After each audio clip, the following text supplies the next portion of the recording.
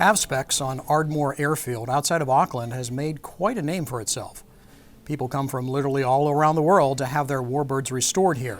Yeah, well, I started off working on seaplanes as a seaplane mechanic after I'd finished I only did a short time in the Air Force, and then I ended up as an AMP on seaplanes in Rotorua, and I got offered a job up here at Ardmore on the first sort of serious warbird restoration that we did in New Zealand, which is a Hawker Sea Fury, and to be honest, I came for the money.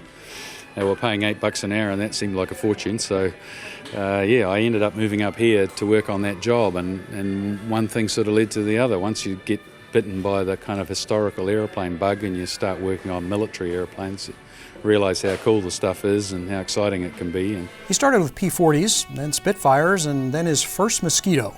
He's now on his third. We start with as much as we can start with, so they're all a project of bits.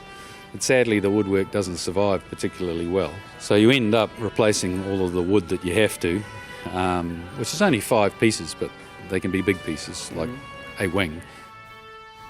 Or the fuselage. And wood is what's unique about the Mossy, as the Brits called it. To save time, weight, and strategic war material, Jeffrey de Havilland designed a composite laminate aircraft laid up over a male mold.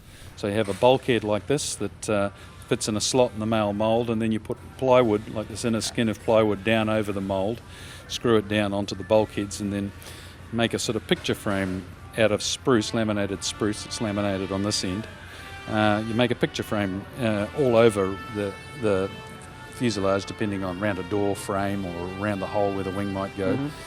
And then you fill the void in the middle with balsa wood, and then you lay plywood down over the top, and it's all held down with metal bands, and the glue goes off. And then eventually the two halves get joined together with a simple dovetail joint down the top and bottom. Cover it in fabric, and you have this kind of monocoque laminated composite construction, which has probably got more in common these days with a Boeing 787 than almost anything that came along in between. And that made Mossy a fast, agile, and strong airplane. So they were a very versatile airplane, and known by the pilots as a reliable, sort of capable of taking a bit of damage, still get you home. Yep. But before coming home, the Mossy could deliver a heck of a blow. 4 20mm cannons in the belly, and then the back half was for the bombs. And then it had 4 303 Browning machine guns in the nose as well, up on top.